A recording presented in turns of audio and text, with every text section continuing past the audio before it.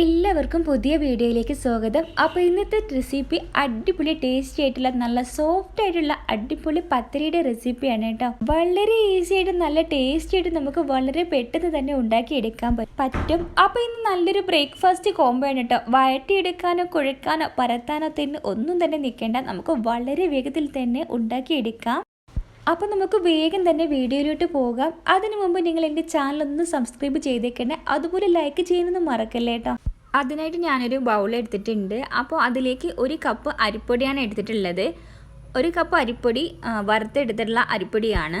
ഇനി നമ്മൾ ഇതിലോട്ട് നോർമൽ വാട്ടറാണ് എടുക്കേണ്ടത്, അതായത് ചൂടുവെള്ളം എടുക്കേണ്ട ആവശ്യമൊന്നുമില്ല. അപ്പോൾ നമ്മൾ ഇതുപോലെ ഒരു ദോശമാവിൻ്റെ പരുവത്തിലാണ് നമ്മൾക്ക് കിട്ടേണ്ടത്. അപ്പോൾ നമ്മൾ ഇതുപോലെ 1.5 കപ്പ് വെള്ളം 1 കപ്പ് അരിപ്പൊടിക്ക് ചേർത്തിട്ട് കൊടുക്കുക. എന്നിട്ട് ഇതുപോലെ നന്നായിട്ട് ഇളക്കി ചേർത്തിട്ട് കൊടുക്കുക.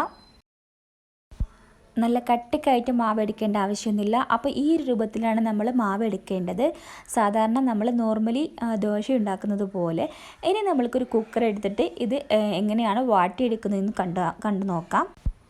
ഈ ഒരു മാവ് ഇനി ഒരു കുക്കറിൽ അല്ലെങ്കിൽ ഏത് പാത്രത്തിലായും കുഴപ്പമൊന്നുമില്ല, കുക്കറിലാവുമ്പോൾ നമുക്ക് പെട്ടെന്ന് നല്ല സോഫ്റ്റായിട്ട് തന്നെ കിട്ടും. അപ്പോൾ ഇനി ഈ ഒരു മാവ് നമ്മൾ ഇതിലോട്ട് ചേർത്തിട്ട് കൊടുക്കുക. ഇനി നിങ്ങൾ ഇതിലേറെ കൂടുതൽ പൊടി എടുക്കുന്നുണ്ടെങ്കിൽ നമ്മളുടെ എല്ലാ അളവും അതിനനുസരിച്ച് കൂട്ടിച്ചേർത്ത് കൊടുക്കുക. ഇനി ലോ ഫ്ലെയിമിൽ ഇട്ടിട്ട് തന്നെയാണ് നമ്മൾ ഇതുപോലെ വാട്ടിയെടുക്കേണ്ടത്. അപ്പോൾ നമ്മൾ കൈ വിടാതെ തന്നെ ഇതുപോലെ നന്നായിട്ട് ഇളക്കി ചേർത്തിട്ട് കൊടുക്കാം. അപ്പോൾ ഇനി ഒരിക്കലും തന്നെ നമ്മൾ ഫ്ലെയിം കൂട്ടി വെച്ചിട്ട് നമ്മൾ ഇളക്കി കൊടുക്കാൻ പാടില്ല, പെട്ടെന്ന് വെന്ത് കിട്ടയില്ല, കട്ടിക്കായിട്ട് അടുക്കി പിടിക്കും. അപ്പോൾ നമ്മൾ ഇതുപോലെ നോർമലായിട്ട് നമ്മൾ ലോ ഫ്ലെയിമിലിട്ടിട്ട് തന്നെ ഇതുപോലെ നമ്മൾ ഇളക്കിക്കൊണ്ടിരിക്കുക.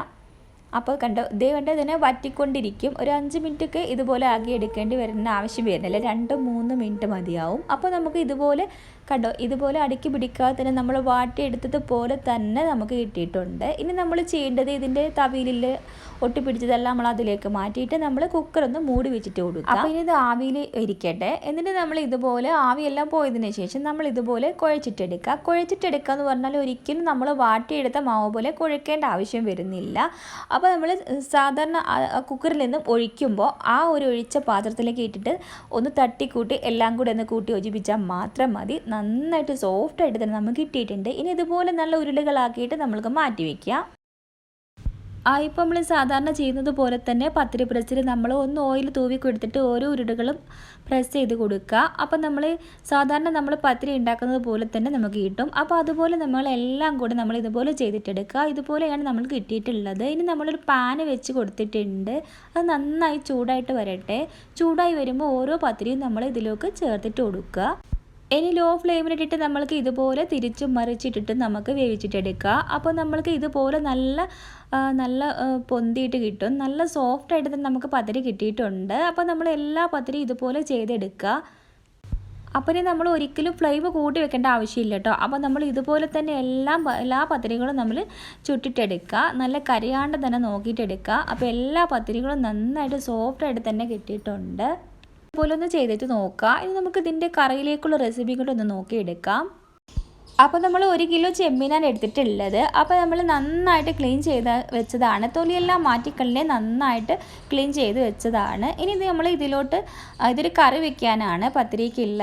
അപ്പോൾ നമ്മൾ ഒരു പാത്രത്തിലേക്ക് ഇതിട്ട് കൊടുത്തിട്ടുണ്ട്. ഇനി ഇതിലേക്ക് ആവശ്യത്തിനുള്ള 1 ടീസ്പൂണ് നല്ല എരിവുള്ള മുളക് പൊടിയാണ് എടുത്തിട്ടുള്ളത്. ഇനി നമ്മൾ 1/4 ടീസ്പൂണ് മഞ്ഞൾപ്പൊടി ചേർത്തിട്ട് കൊടുക്കുക. ഇനി നമ്മൾ അതിലേക്ക് 2 ടീസ്പൂണ് മല്ലിപ്പൊടി ചേർത്ത് കൊടുത്തിട്ടുണ്ട്. ഇതെല്ലാം കൂടെ നമ്മൾ നന്നായിട്ടൊന്ന് മിക്സ് ചെയ്തിട്ടെടുക്കുക. പാകത്തിന് ഉപ്പും ചേർത്ത് കൊടുത്തിട്ടുണ്ട്. ഇനി ആവശ്യത്തിന് വേകാനുള്ള വെള്ളവും കൂടെ ചേർത്തിട്ട് കൊടുക്കുക. ഇനി ഇതിലോട്ട് വേണ്ടത് നന്നായി പഴുത്തിട്ടുള്ള തക്കാളിയാണ്, അതുപോലെ തന്നെ 4-3 പച്ചമുളകും കൂടെ ചേർത്തിട്ട് കൊടുക്കുക. എന്നിട്ട് നമുക്ക് ഫ്ലെയിം ഒന്ന് ഓണാക്കിയിട്ട് ഗ്യാസ് സ്റ്റൗവിലേക്ക് വെച്ചിട്ട് കൊടുക്കുക. ഇനി നന്നായിട്ട് തിളച്ചിട്ട് വരട്ടെ. എന്നിട്ട് നമുക്ക് ലോ ഫ്ലെയിമിലിട്ടിട്ട് ഒന്ന് വേവിച്ചിട്ടെടുക്കാം. ഇനി നമുക്ക് മീഡിയം ഫ്ലെയിമിലിട്ടിട്ട് മൂടി വെച്ചിട്ടൊന്ന് വേവിച്ചിട്ടെടുക്കാം. നന്നായിട്ടൊന്ന് വെന്തിട്ട് വരട്ടെ. ഒരു 10-15 മിനിറ്റ് നമുക്കിത് വേവിച്ച് എടുക്കാൻ വേണ്ടി വരും. ഇനി നമ്മൾക്ക് വേണ്ടത് ഇതിലേക്ക് 2 കപ്പ് തേങ്ങ അരപ്പാണ് കേട്ടോ. നന്നായി കുറുക്കി എടുക്കാൻ വേണ്ടിയിട്ടാണ് 2 കപ്പ് എടുക്കുന്നത്. ഇനി നമുക്ക് മിക്സിയിലേക്ക് ഇട്ട് കൊടുക്കാം. എന്നിട്ട് നമുക്കിത് ആവശ്യത്തിനുള്ള മിക്സിയിൽ അരച്ചെടുക്കുമ്പോൾ ഇതിലേക്ക് ഒരു 5-6 ചെറിയ ഉള്ളി, അതുപോലെ വെളുത്തുള്ളിയും വേണമെന്നുണ്ടെങ്കിൽ ചെറിയ ഇഞ്ചി കഷ്ണം കൂടി ചേർത്തിട്ട് നമുക്ക് നന്നായിട്ടൊന്ന് അരച്ചിട്ടെടുക്കണം. അപ്പോൾ നമ്മളുടെ ചെമ്മീൻ ഇവിടെ വെന്ത് വന്നിട്ടുണ്ട്. ഇനി നമുക്ക് ഇതിലേക്ക് ചെമ്മീൻ്റെ അരപ്പൊന്ന് ചേർത്തിട്ട് കൊടുക്കാം. തേങ്ങയുടെ അരപ്പ് ചേർത്തിട്ട് കൊടുക്കുക. ഇനി നന്നായിട്ട് ഇളക്കി ചേർത്തിട്ട് കൊടുക്കുക. ഇനി നന്നായിട്ട് തിളച്ച് വരുന്ന സമയത്ത് നമ്മൾ ഫ്ലെയിം ഒന്ന് ഓഫ് ചെയ്ത് വെക്കുക. എന്നിട്ട് നമ്മൾ ഇതിലോട്ട് ചെറിയ ഉള്ളി മൂപ്പിച്ചിട്ട് എടുത്തിട്ട് അതിലോട്ട് കറിവേപ്പിലയും കൂടെ ചേർത്തിട്ട് നമുക്കൊന്ന് വറുത്തിട്ടെടുക്കാം. അപ്പോൾ നല്ല അടിപൊളി ടേസ്റ്റാണ്. അപ്പോൾ നിങ്ങൾ ഇതുപോലെ ഉണ്ടാക്കി നോക്കിയിട്ടില്ലെങ്കിൽ പത്തിരിയുടെ കൂടെ വെള്ളപ്പത്തിൻ്റെ കൂടെയൊക്കെ നല്ല അടിപൊളി ടേസ്റ്റ് ആയിട്ടുള്ള ചെമ്മീൻ കറിയാണ് കേട്ടോ. അപ്പോൾ നിങ്ങൾക്ക് എൻ്റെ വീഡിയോ ഇഷ്ടപ്പെടുകയാണെന്നുണ്ടെങ്കിൽ പ്ലീസ് ഒന്ന് സബ്സ്ക്രൈബ് ചെയ്തേക്കുക. അതുപോലെ തന്നെ ലൈക്കും കൂടി ഒന്ന് ചെയ്തേക്കുക. അതുപോലെ തന്നെ കമൻറ്റിലൂടെ അഭിപ്രായങ്ങൾ അറിയിക്കുക. അതുപോലെ തന്നെ ഫ്രണ്ട്സിനും ഫാമിലിക്കും എല്ലാവർക്കും ഒന്ന് ഷെയർ ചെയ്തിട്ട് കൊടുക്കുക.